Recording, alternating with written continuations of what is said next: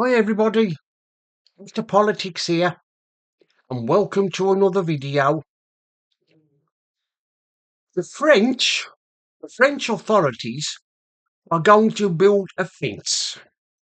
Now, you might ask yourselves, why are they going to build a fence?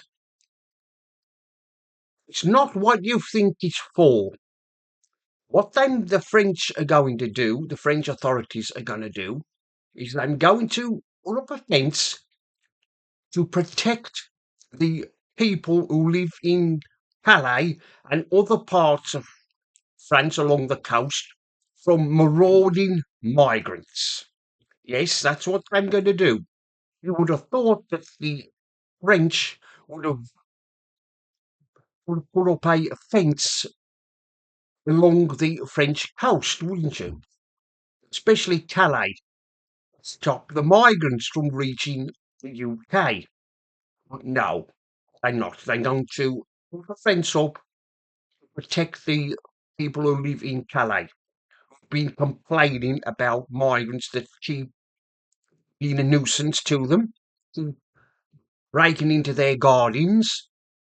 But you would have thought that it would have been the other way round. You would have thought that they had to pull up a fence to stop the migrants from trying to reach the dinghies in the French waters, but they're not. We pay the French all this money for what? For what? For what? What do they do with it? They just waste it. Why are we paying them all this money to give to them to try and help us stop the migrants from reaching the UK? Everybody knows what the French are like. We know what they're doing. We know what their game is. I mean, it's been reported in the paper this week that they're dragging their feet over something and they want to try and get more money from the UK to try and stop the migrants. And then, as they always do, the French, they have a strop, don't they? They play up about something. They demand money.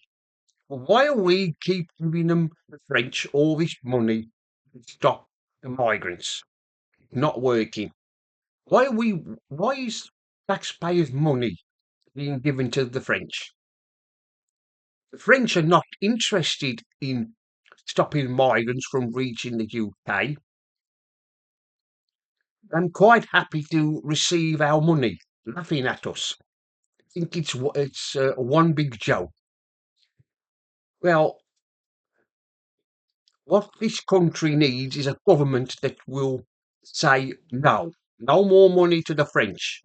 Let's see what the French reaction would be then.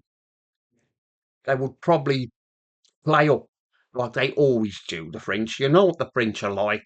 When they can't get their way, they stomp their feet like naughty schoolboys when they can't get their way.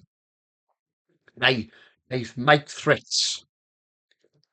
Well, we should make threats to them. We should tell them that if you don't start and stop the migrants, the French fishermen for a start, will not be allowed to fish in our waters. Thanks to Starmer. This is all his fault. I mean, I know it started when the Tories was in government, but it's getting worse under Starmer.